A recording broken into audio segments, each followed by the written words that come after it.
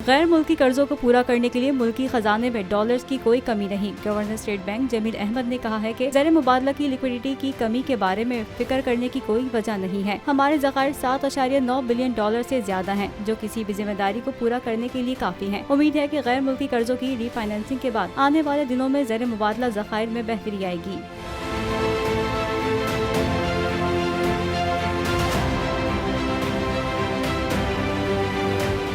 Institute of business administration में तकरीब से खिताब करते हुए गवर्नर स्टेट बैंक का कहना था कि 4 नवंबर को खत्म होने वाले हफ्ते के दौरान स्टेट बैंक के ज़र मुबादला के ज़खायर में 956 मिलियन डॉलर की कमी हुई, क्योंकि बैरूनी कर्जों बशमूल चीन को 500 मिलियन डॉलर्स की अदायगी थी।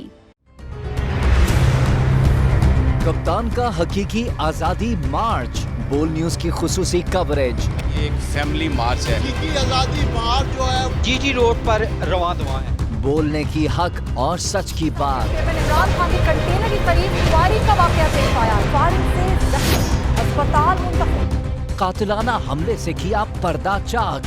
बोल हमेशा बना आवाम की आवाज। को वेलकम करेगा। आजादी मार्च के लिए बहुत अच्छी कवरेज की है। ये मार्च की तो जबरदस्त कवरेज।